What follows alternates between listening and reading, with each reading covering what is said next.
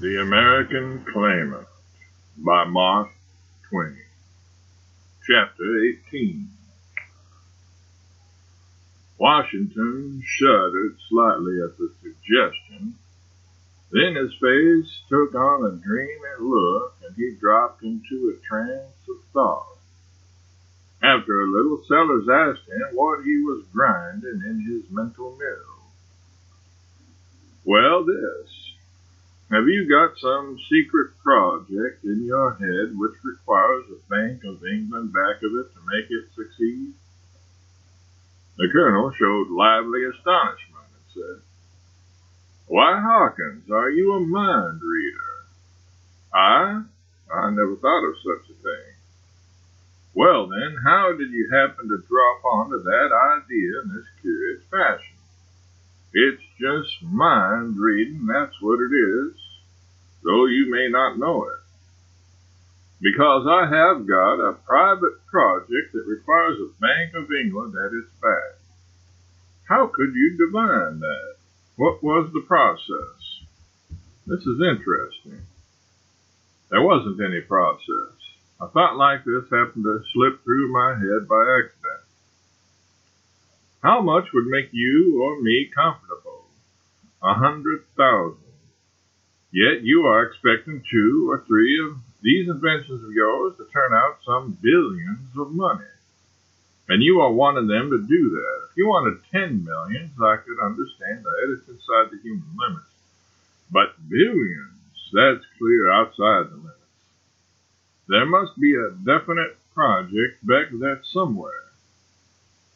The Earl's interest and surprise augmented with every word, and when Hawkins finished, he said with strong admiration, "It's wonderfully reasoned out, Washington, it certainly is. It shows what I think is quite extraordinary penetration. For you hit it. You've driven the center. You plugged the bullseye of my dream. Now I'll tell you the whole thing, and you'll understand it.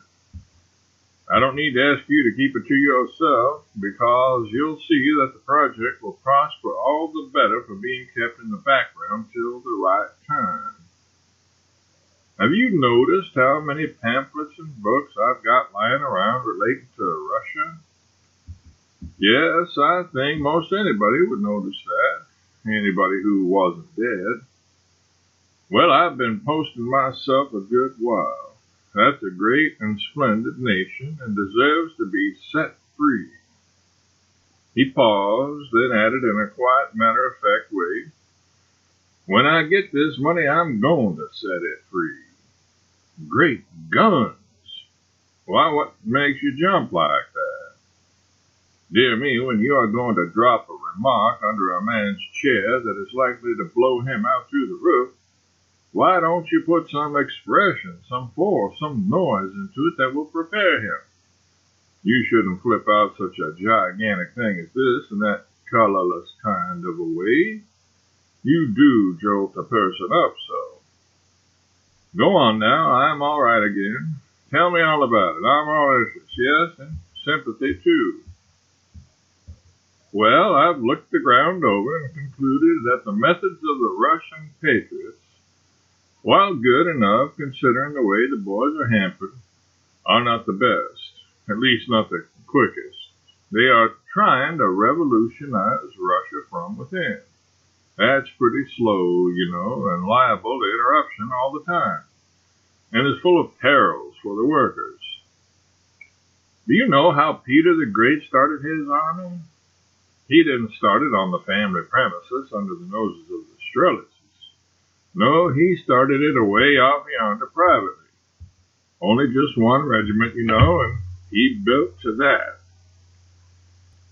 The first thing the Strelitzes knew, the regiment was an army, their position was turned, and they had to take a walk. Just that little idea made the biggest and worst of all the despotisms the world has seen. The same idea can unmake it. I'm going to prove it. I'm going to get out to one side and work my scheme the way Peter did." "This is mighty interesting, Rossmore. What is it you are going to do?" I am going to buy Siberia and start a republic. There, bang you go again without giving any notice. Going to buy it? Yes, as soon as I get the money. I don't care what the price is, I shall take it. I can afford it, and I will. Now then, consider this, and you've never thought of it, I'll warrant. Where is the place where there is 25 times more manhood, pluck, true heroism, unselfishness, devotion to high and noble ideals, adoration of liberty, wide education, and brains per thousand of population than any other domain in the whole world can show? Siberia. Right. It is true, it certainly is true, but I never thought of it before. Nobody ever thinks of it, but it's so just the same. In those mines and prisons are gathered together the very finest and noblest and capablest multitude of human beings that God is able to create. Now, if you had that kind of a population to sell, would you offer it to a despotism? No. The despotism has no use for it. You would lose money. A despotism has no use for anything but human cattle. But suppose you want to start a republic. Yes, I see. It's just the material for it. Well, I should say so. There's Siberia, which is the very finest and choicest material on the globe for a republic, and more coming. More coming all the time, don't you see? It is being daily, weekly, monthly recruited by the most perfectly devised system that has ever been invented, perhaps. By this system, the whole of the 100 millions of Russia are being constantly and patiently sifted by myriads of trained experts, spies appointed by the Emperor personally. And whenever they catch a man, woman, or child that has got any brains or education or character, they ship that person straight to Siberia. It is admirable. It is wonderful. And it's so searching and so effective that it keeps the general level of Russian intellect and education down to that of the Tsar. Come, that sounds like exaggeration. Well, it's what they say anyway. But I think myself it's a lie. And it doesn't seem right to slander a whole nation that way anyhow. Now then, you see what the material is there in Siberia for a republic. He paused, and his breast began to heave and his eye to burn under the impulse of strong emotion. Then his words began to stream forth with constantly increasing energy and fire, and he rose to his feet as if to give himself larger freedom. The minute I organize that republic, the light of liberty, intelligence, justice, humanity, bursting from it, flooding from it, flaming from it, will concentrate the gaze of the whole astonished world as upon the miracle of a new sun. Russia's countless multitudes of slaves will rise up and march eastward with that great light transfiguring their faces as they come. And far back of them you will see, what will you see? A vacant throne in an empty land. It can be done, and by God I will do it. He stood a moment bereft of earthly consciousness by his exaltation. Then consciousness returned, bringing him a slight shock, and he said with grave earnestness, I must ask you to pardon me, Major Hawkins. I have never used that expression before, and I beg you will forgive it this time. Hawkins was quite willing. You see, Washington, it is an error which I am by nature not liable to. Only excitable people, impulsive people, are exposed to it. But the circumstances of the present case, I being a Democrat by birth and preference, and an aristocrat by inheritance and relish, the Earl stopped suddenly, his frame stiffened, and he began to stare, speechless, through the curtainless window. Then he pointed and gasped out a single rapturous word. "Look!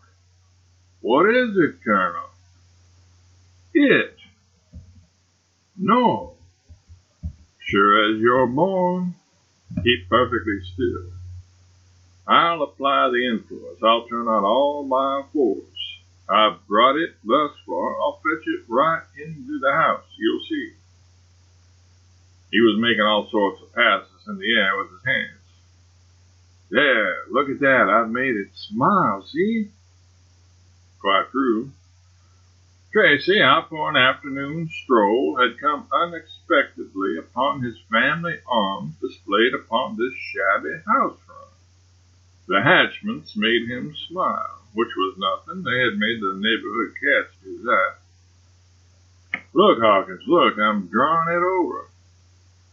"You're drawing it short, Rossmore. If I ever had any doubts about materialization, they're gone now, and gone for good. Oh, this is a joyful day." Tracy was sauntering over to read the door plate. Before he was halfway over, he was saying to himself, "Why, manifestly, these are the American Claimant's quarters. It's coming right along. I'll slide down and pull it in. You follow after me." Sellers, pale and a good deal agitated, opened the door and confronted Tracy. The old man could not at once get his voice. Then he pumped out a scattering and hardly coherent salutation and followed it with, "Walk in. Walk right in, Mr. Tracy. Howard Tracy." "Tracy, thanks. Walk right in. You're expected." Tracy entered, considerably puzzled, and said, "Expected? I think there must be some mistake."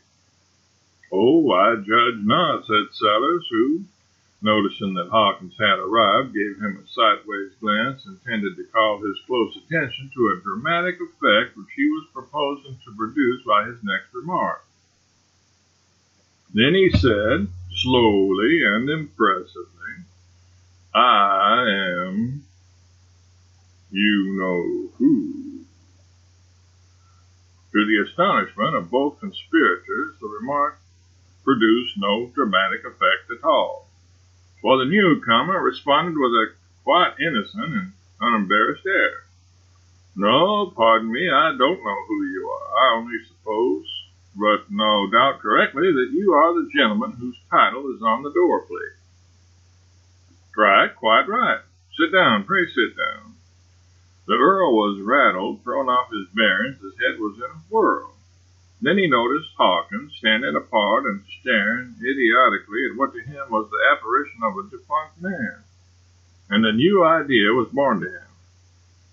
He said to Tracy briskly, "But 1,000 pardons, dear sir, I am forgetting courtesies due to a guest and stranger.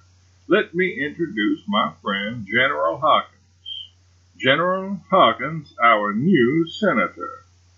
Senator from the latest and grandest addition to the radiant galaxy of sovereign states, Cherokee Strip." To himself, that name will shrivel him up. But it didn't in the least, and the colonel resumed the introduction piteously disheartened and amazed.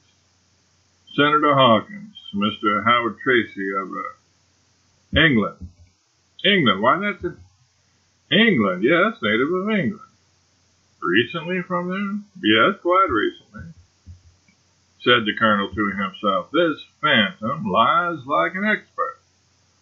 Purifying this kind by fire don't work. I'll sound him a little further, give him another chance or two to work his gift." Then aloud, with deep irony, "Visited our great country for recreation and amusement, no doubt. I suppose you find that traveling in the majestic expanses of our far west is... I haven't been west, and haven't been devoting myself to amusement with any sort of exclusiveness, I assure you. In fact, to merely live, an artist has got to work, not play." "Artist," said Hawkins to himself, thinking of the Rifles Bank. "That is a name for it. Are you an artist? Asked the colonel, and added to himself, now I'm going to kitchen. In a humble way, yes. What line? Pursued the sly veteran. Oils.